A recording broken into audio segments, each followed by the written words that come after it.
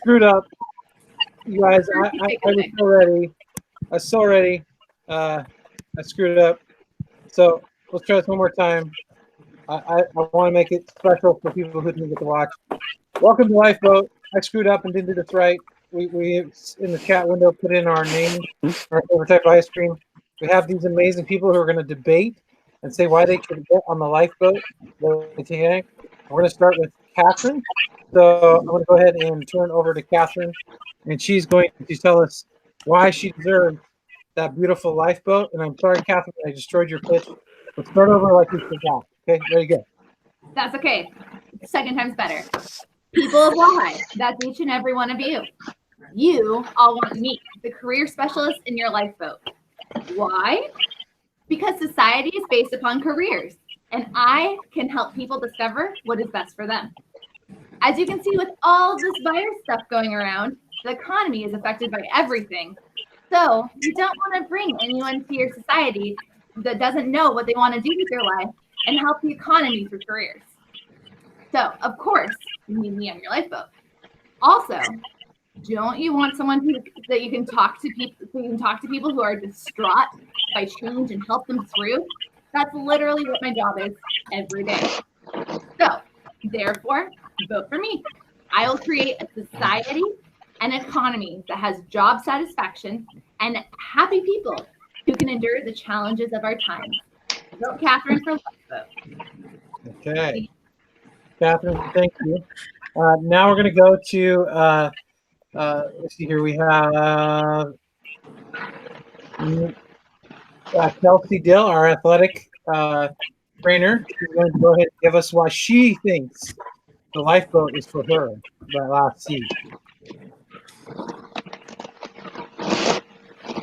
All right. Well, careers are nice and all, but you kind of have to be alive in order to have a career. And so I should be the person that gets that last seat on the Lifeboat, because athletic trainers really are the duct tape of the healthcare world. We do a little bit of everything. Big things would be survival and incident management and knowing how to keep calm under pressure and control a scary situation. I also know first aid, CPR, how to control bleeding, how to splint broken bones, dislocated joints, heal injuries. If we're in a boat that's sinking, somebody's probably going to get hurt, so you're going to want somebody to take care of them. I also know how to manage heat illness, cold illness. So no matter if we're on the Titanic in the Arctic or if we are crashing on a deserted desert island, I know how to handle that situation. I also know about nutrition and human physiology and how we need to eat certain things in order for our body functions to work properly. And that's important when you're stranded somewhere without proper food. You can figure out how to survive. Athletic trainers are also famous for MacGyvering anything out of anything. And that's important when you crash on an island with random bits and pieces of a boat that wash into shore. So you want me on your boat with the dog and the med kit that's always with me. And we'll make it through this so that when we do return to society, we can get help in finding those careers. From Katharine. Thank you so much. And now we have Peggy Payne, our science teacher. Tell us, Peggy Payne, why do you deserve that last seat on the Lifeboat? What do you bring to the table? Well, this is a competition, let me say that. I bring a really bad sense of humor, so I can have people at least uniting together to come up with better jokes. But I think medicine is important, Ms. Dill, and careers are important, Ms. Curl. But what about food? I mean, we all need to eat, correct? So I would know what plants and what parts of the plants are edible, and equally important, what plants you want to avoid. I would know what things would provide medicine. So when we land on that island, I would be able to help with what would provide painkillers and what plants would have antibiotic and fungi would have antibiotic properties. What do you do for electricity? I bet we would have some pennies in our pockets, and there's salt water in the ocean, right? That our boats floating in, so we could make a battery. And so use Bill still my MacGyvering word, but I have a lot of MacGyver skills that I could teach you for survival. I would know what plants we could make rope and fiber out of, and as well as shelter. And let's see, what else? Yes, I have mom skills, so that when you want the whole Lord of the Flies on me, I would be able to get that under control pretty well, so we wouldn't have a Lord of the Flies situation. I hope you've all read that book, by the way. So that's why I think you should put me, Peggy Payne, in the Lifeboat. And don't judge me by my picture. I think if you were to judge by pictures, you'd pick Ms. Dill. So anyway, that's it. Okay. Well, I think you've heard 3 compelling stories of people who think they should have that seat. So I want you guys to think for 30 seconds before you're asking questions. What questions do you have for these teachers to make your decision? Because remember, I don't vote. You guys vote while high students are on the call. Or one alumni grad, I believe, on the call. So you guys get to vote who gets that seat. But before we do that, I want you to think, what are some questions? If you want to type them in the chat box, or if you're brave, just ask them on video chat, and we'll let you do that. So go ahead, either type in chat box or ask away.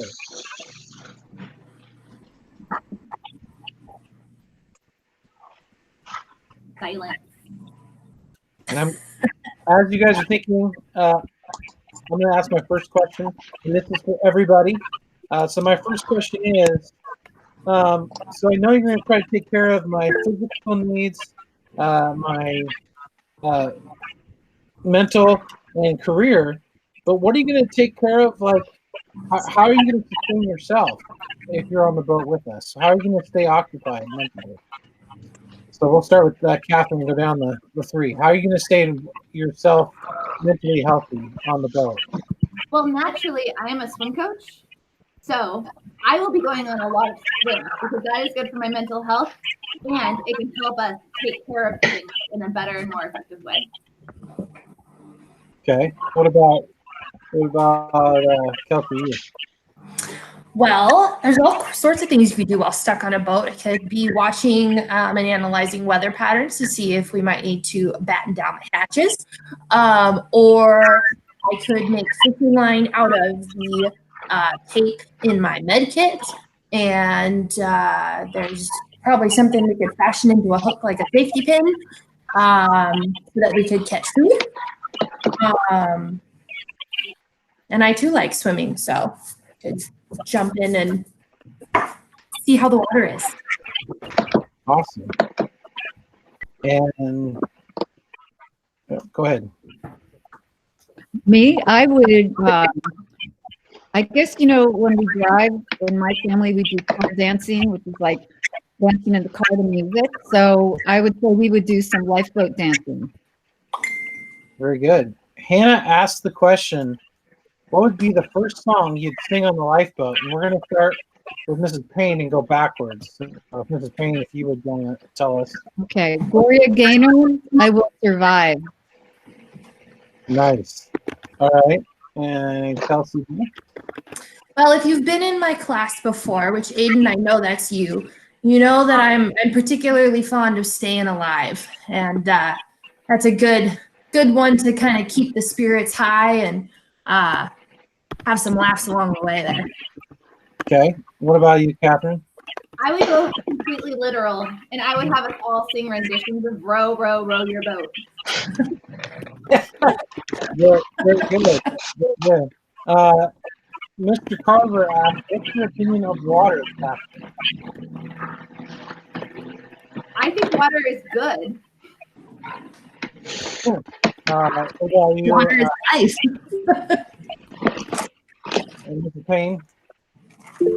I think water is amazing. It's beautiful to look at. It's very versatile. It's such a unique molecule because as the temperature goes down, its density affects as opposed to other things. So there's amazing properties. It's called the universal solvent for a reason because of its polarity. I could go on, but I don't think that's going to win me any votes right now. Well, that's good.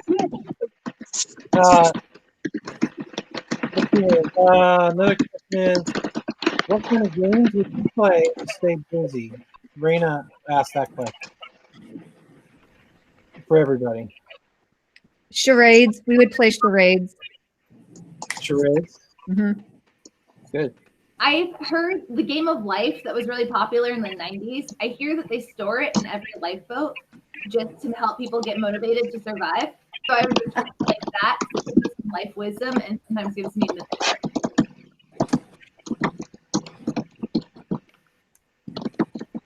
Make a little boat rendition of Duck, Duck, Goose could keep spirits alive and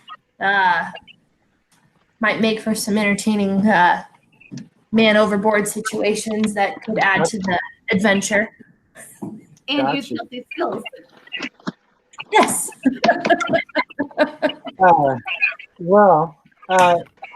Hi, students, any last questions? I know Mila looks like she's got a question there. No?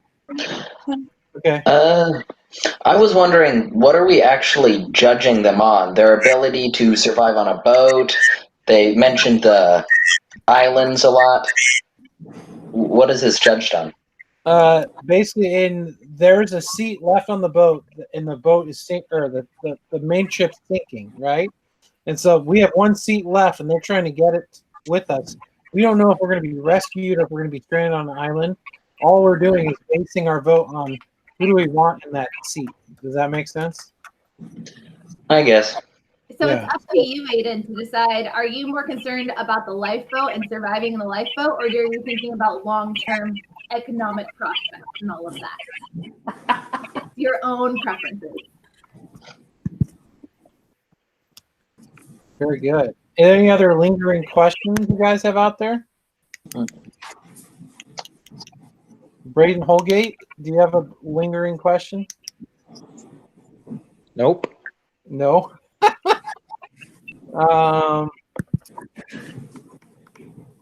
Okay, I have one more question for everyone, unless someone else has a question after that. But my question is, how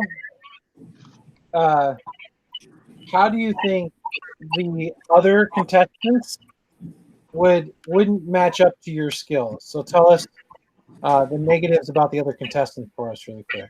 You're encouraging trash talking? Yes. Bad, Andrew. Okay, I'm going first. So, I think the number one thing that I have for me is the fact that I majored in psychology. So, by majoring in psychology, I can help all of your mental states go on. Our other two lovely contestants, they're so good at hard sciences, but touchy-feely, it's an important thing too. I too had to take psychology classes as part of my training because, as stated before, athletic trainers are the duct tape of the healthcare world, and so I know a little bit about everything. I'm not sure that while these other wonderful women that we have at our school are great, terrific people, I'm just not convinced that they would be as useful as I would be. Y'all kind of suck at trash talking.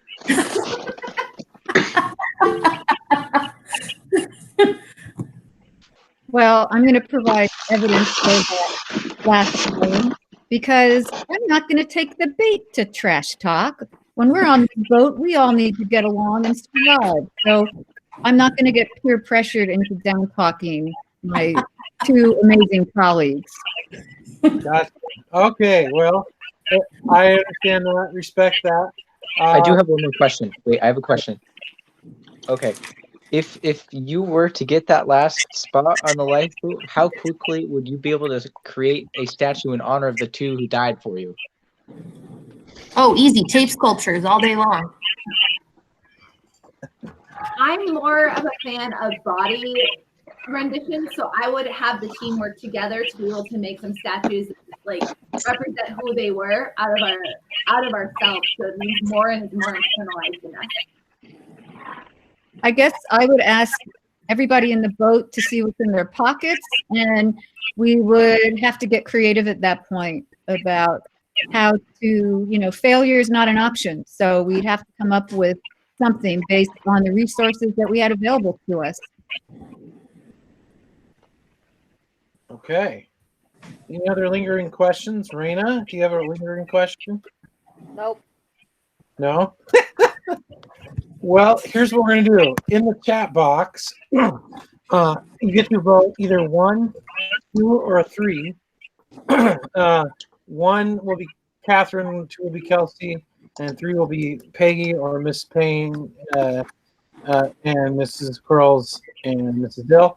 And so we will tally them up and see who gets the boat and who magically gets to survive by grabbing a piece of a door or something from the Titanic. So go ahead and vote in the chat box here. That would be, we're still looking for like Braden's vote, some of the Aiden's votes.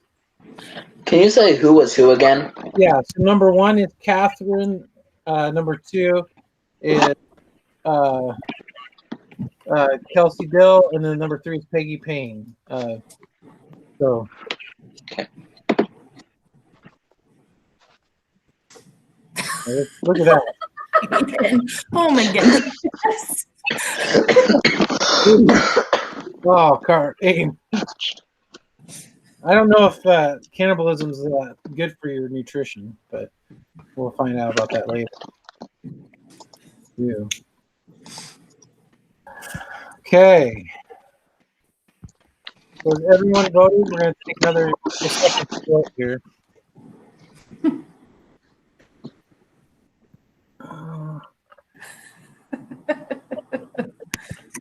Okay. Let's see here. I am happy to announce we have a winner, and obviously our immediate medical health has won out. It looks like so. Our athletic trainer, Mrs. Dill, is going to be winning the lifeboat. So let's give her a round of applause. Literally a round. Right. Thank you. And luckily, don't worry, Katharine and Mrs. Payne found a piece of wreckage to hold on to. But we'll see if they survive another time. But really quick though, thank you guys for being in our amazing video chat today.